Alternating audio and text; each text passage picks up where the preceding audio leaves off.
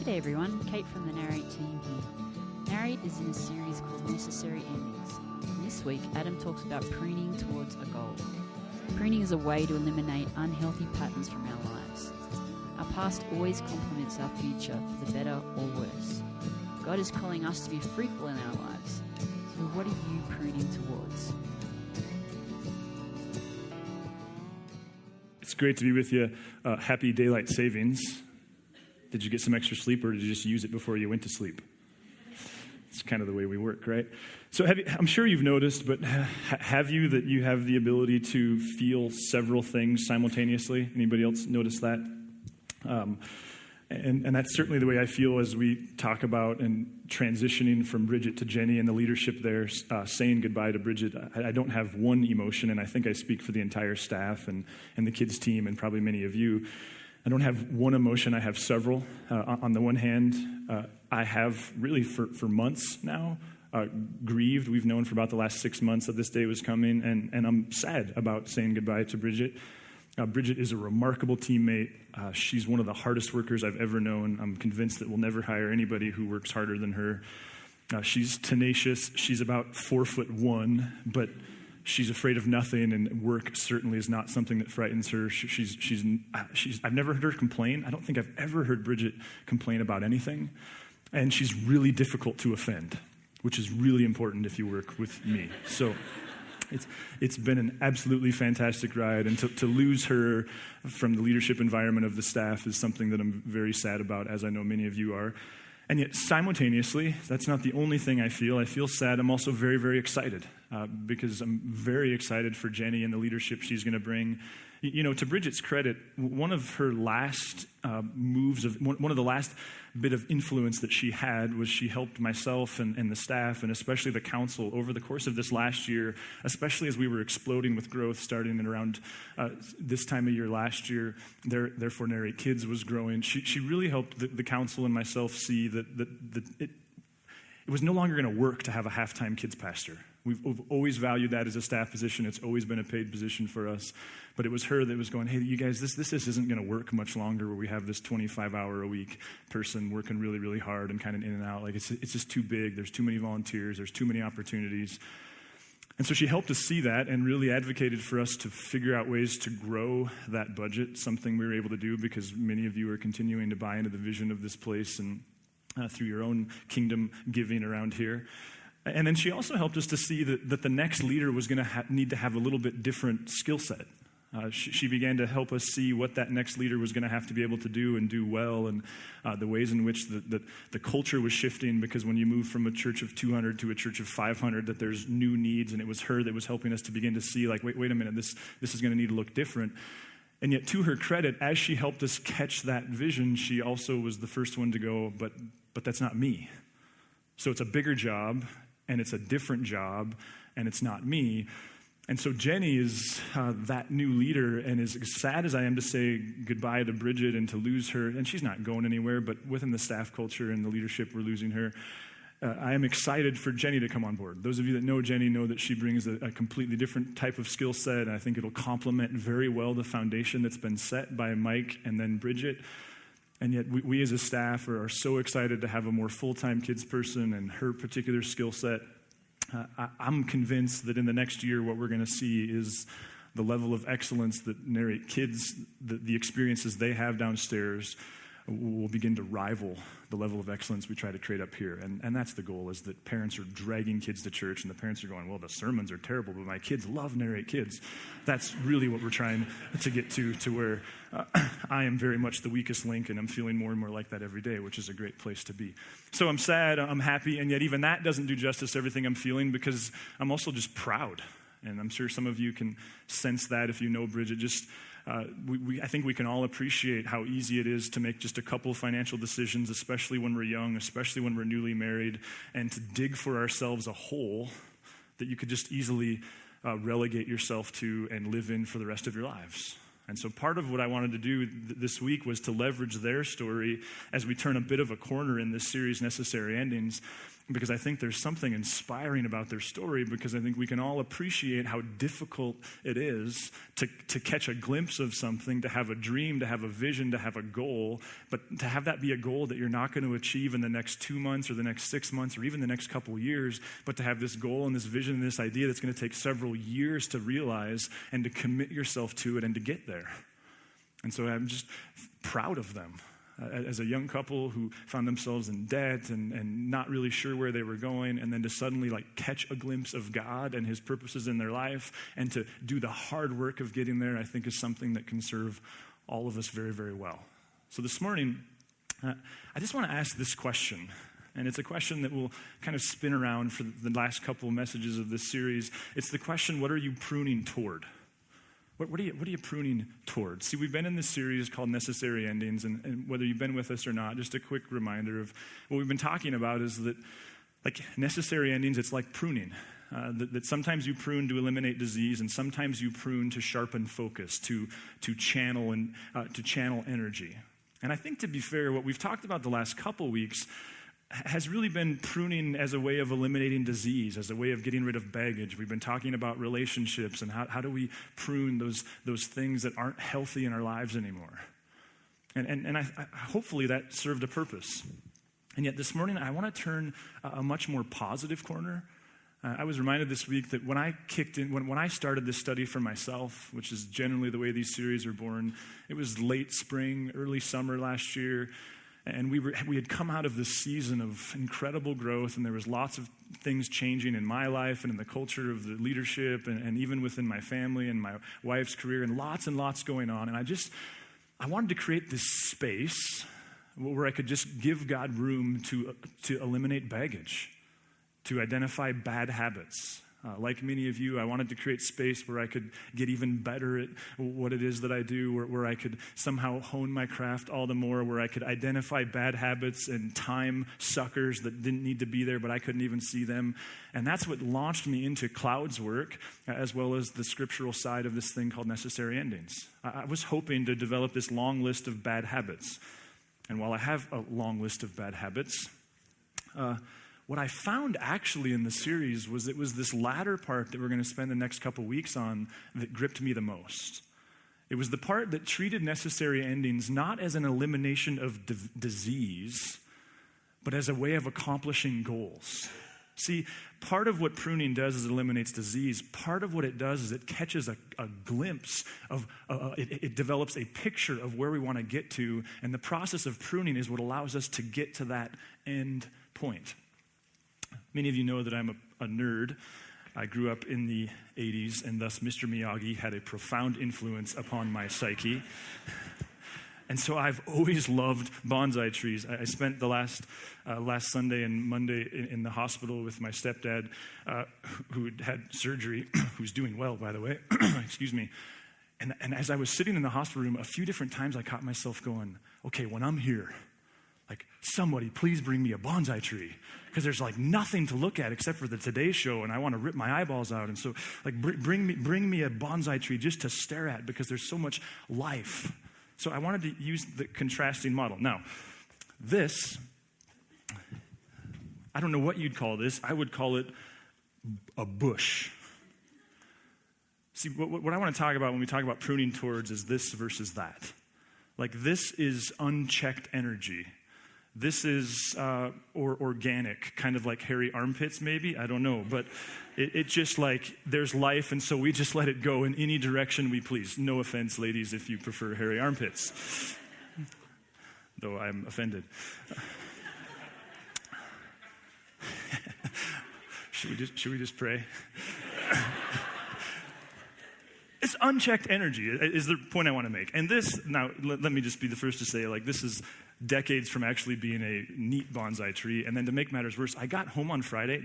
I'm not lying. I got home on Friday, and in the sunroom, a piece of trim had fallen off of the ceiling of my sunroom and had broke off 2 major branches on this side. I'm not making this up. When's the last time a piece of trim fell off your ceiling? I'm not even understanding what's happening there, though I may need to get up on the roof and make sure that everything's sealed up. I'm not Mr. Miyagi, but what I love about bonsai trees and what the picture, if I can create one for you this morning, is this is based upon a picture. There's no picture there other than just like whatever. Just kind of something's, oh yeah, we'll just let it see where this thing ends up. This, and what a bonsai and a good one's 40 years old, this one's 5. It's based upon a picture. And a picture that someone commits themselves to for years and decades, and every bit of growth and every bud and every flower and every new branch is run through a particular grid of, does this help me or prevent me from getting to where I want to be? That's the question that I'd like to get you thinking about really for the next couple weeks. Like, who's God called you to be? How has he equipped you? The people who understand this stuff, they tell us that you understand your calling by understanding your equipping, that your equipping, your past always complements your future.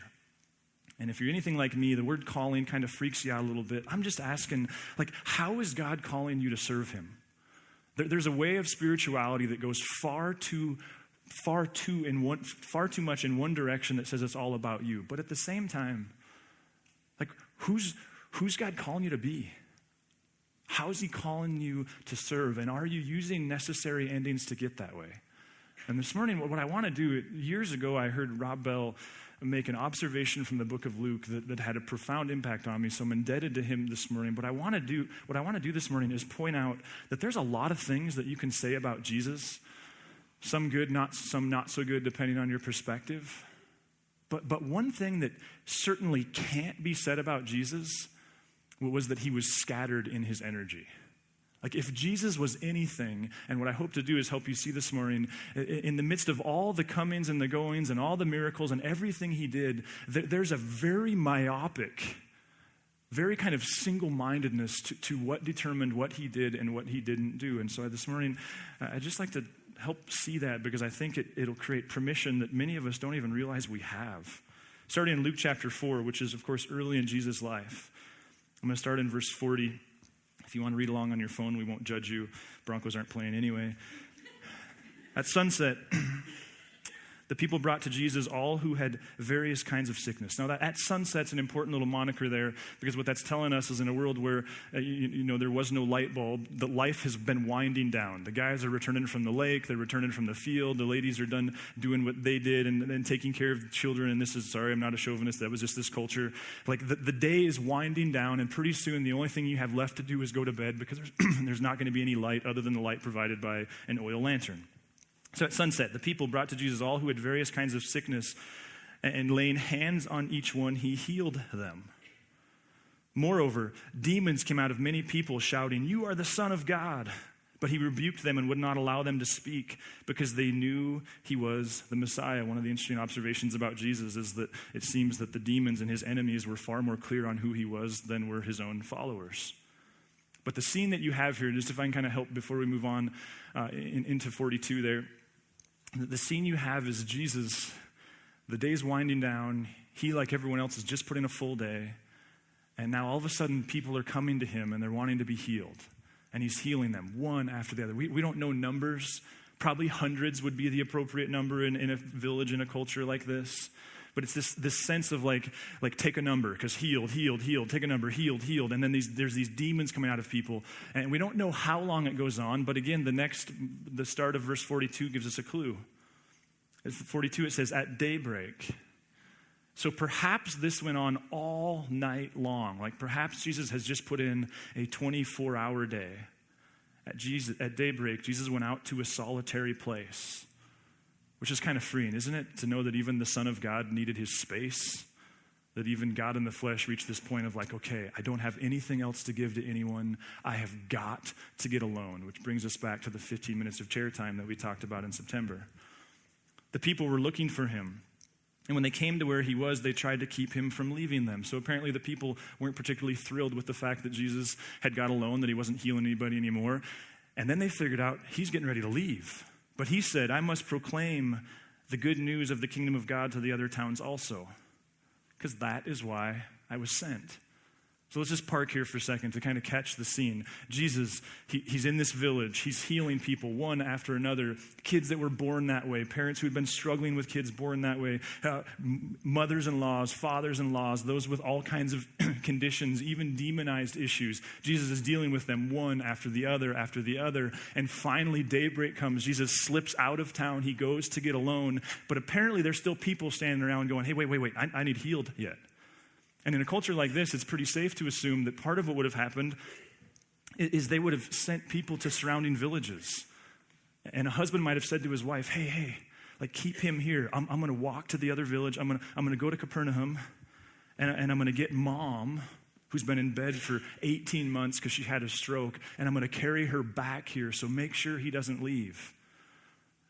And husbands are going to other villages to get maybe sick nephews. Like you just kind of get the scene of there's all this work to be done and it's not complete and people are coming and people are on the road and Jesus says, hey, I got to leave.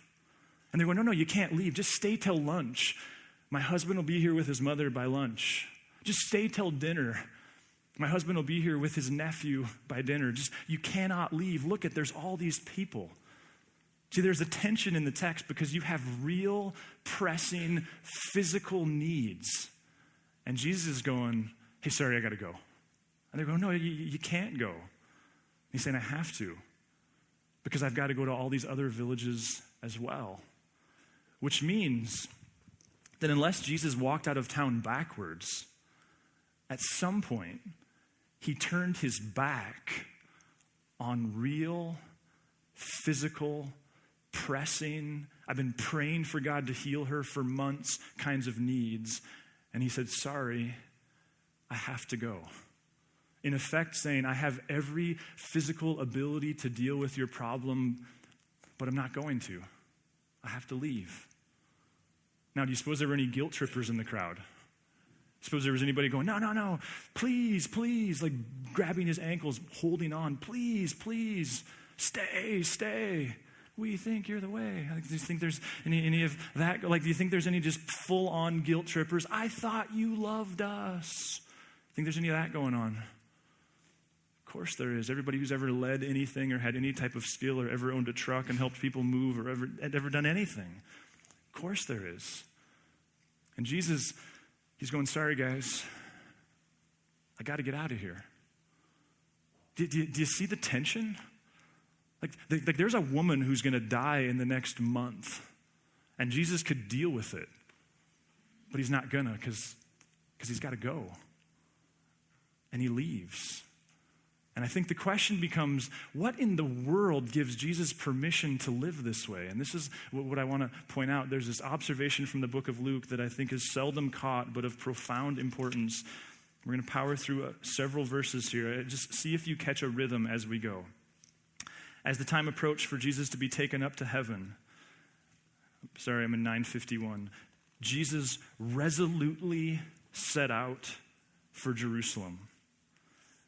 Let's flip over to 13:22. In 13:22, we have another one. Then Jesus went through the towns and villages, teaching as he made his way to Jerusalem.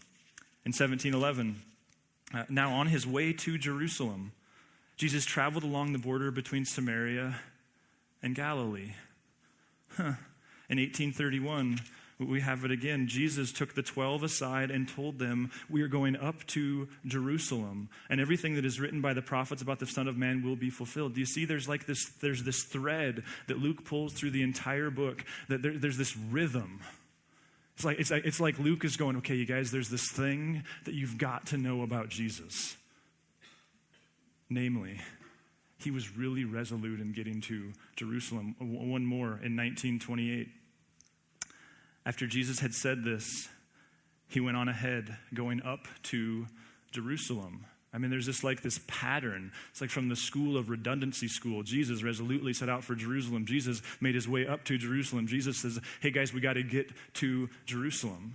See, it's like Luke says, hey, there's something you got to understand about Jesus, namely that he ran every opportunity through this grid of, does this help me or does this prevent me from getting to Jerusalem? It's like Jesus, he had this ability that everything he said yes to And everything he said no to was determined by this very simple thing. Does this prevent me? Or does it help me get to this place called Jerusalem? Over and over. And yet, it's not that Jesus is never spontaneous.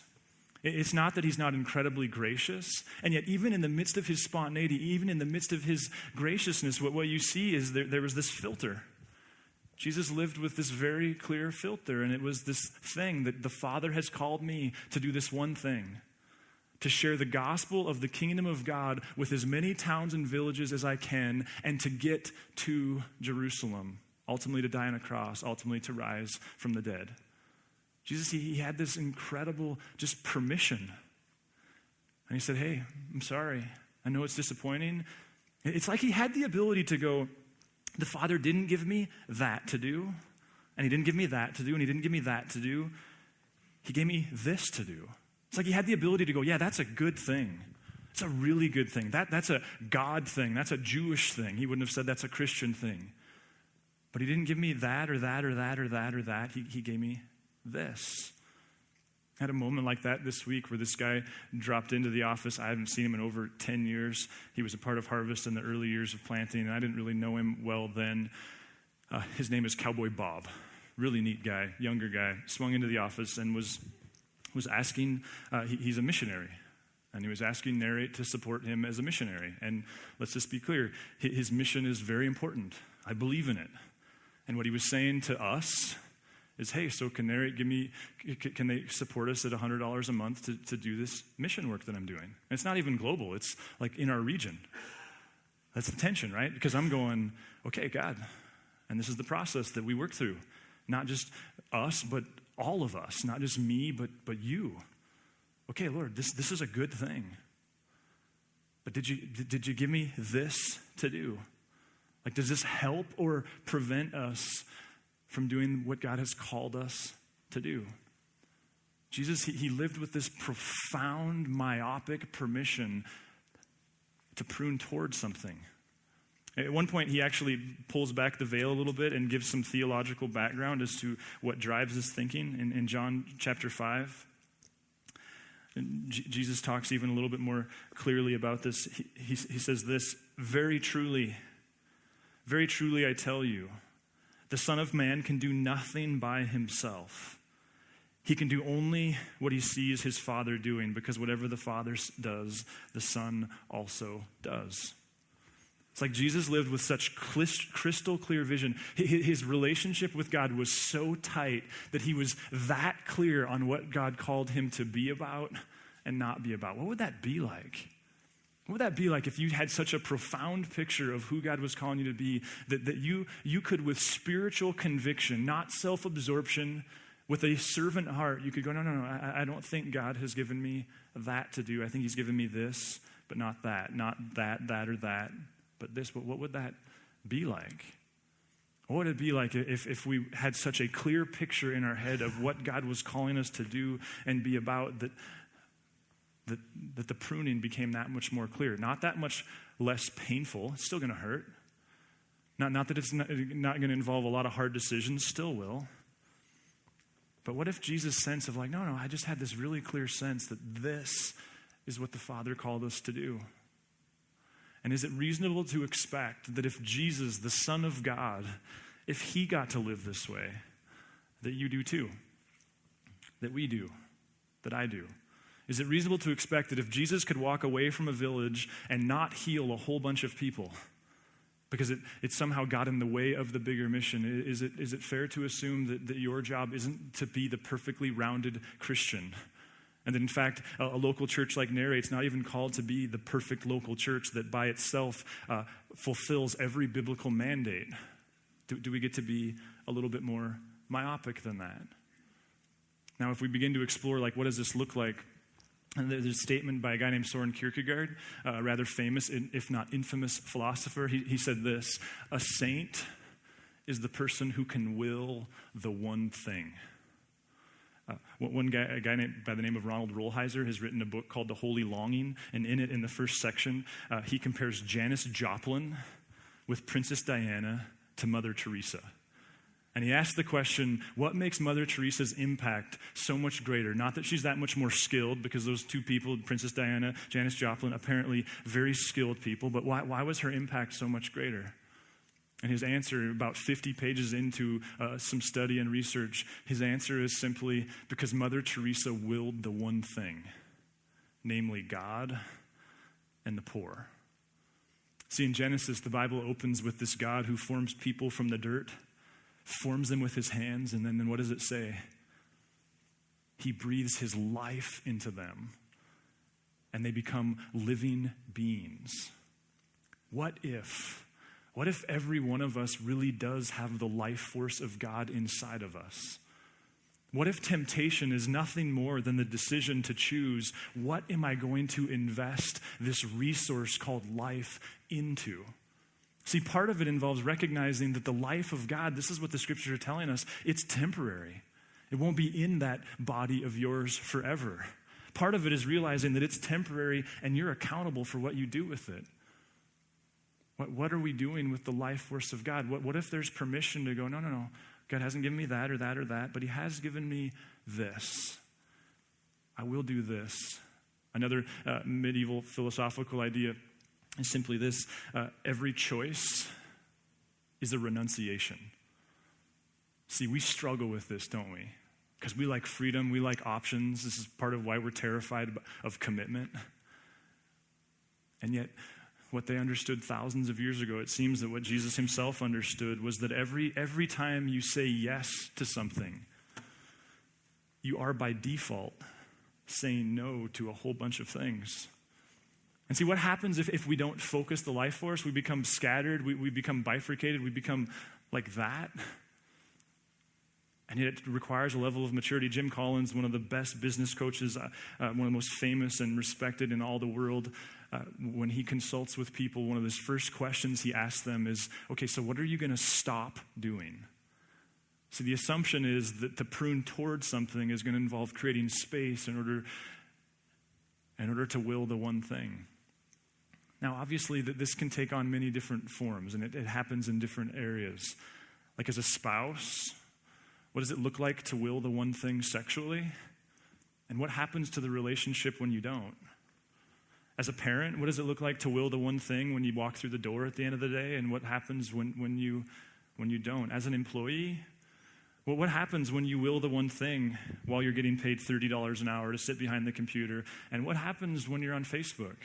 I mean, this happens in all kinds of different areas.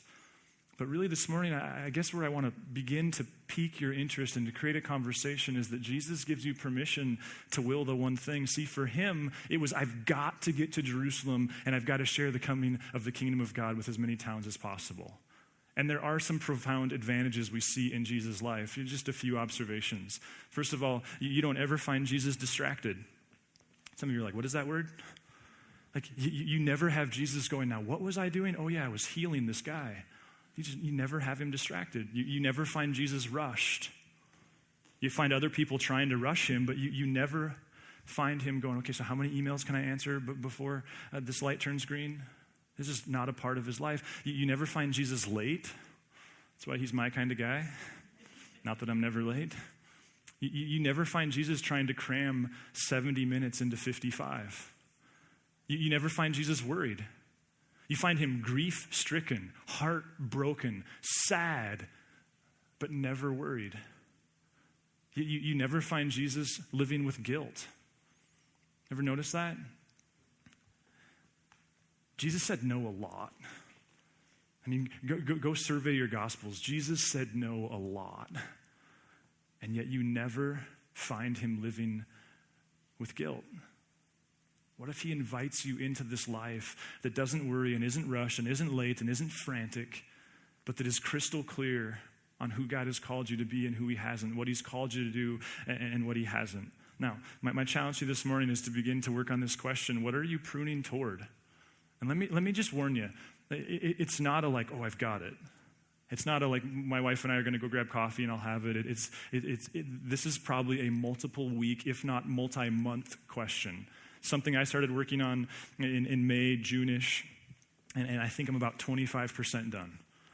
continually working, continually having conversations. Some of you are going to have to hire a coach. Some of you may need to get a mentor. Some of you might need to spend a lot of time and read a stack of books. Some of you are going to need some very serious solitude and prayer time, because listen, if this was easy, we'd all be doing it. But what if? What if you could so define who God's called you to be and what he's called you to do and how he's called you to exist on the planet? Not that you'd become self-absorbed and not a servant, but actually quite the opposite. You'd create more room to be a servant because you'd be so clear on why you exist. What if you were to commit to this task? Now, when we come back to this series, I want to talk about how we set goals and the fact that our brains, there's some fascinating science on the fact that our brains are made for goals. And if we don't make them, we actually do make them. But they're called shadow goals, and they become these dark, disgusting, unspoken, unknown things. So I want to return to kind of like, okay, so how do we translate this into goals? But first, I just want to challenge you. What's the one thing? What pruning needs to happen? And have you given God time to create a picture? Go read Moses' story. Go read the first 2 chapters of Exodus and understand that the message there isn't just that Moses was a freak of nature, but that God has put that much intentionality into every person. And yeah, your calling's probably not going to make you world famous, but it is unique. Who's God called you to be? What are you pruning toward? And if you're someone that's still exploring Jesus and what his agenda is, his agenda for you is for you to be fully human, fully alive in him, that you'd be reconciled to him and that you'd learn to trust him, all made possible by the cross. If you would like to engage further with Narrate Church, you can find contact information online, www.narratechurch.org. We would love to hear from you.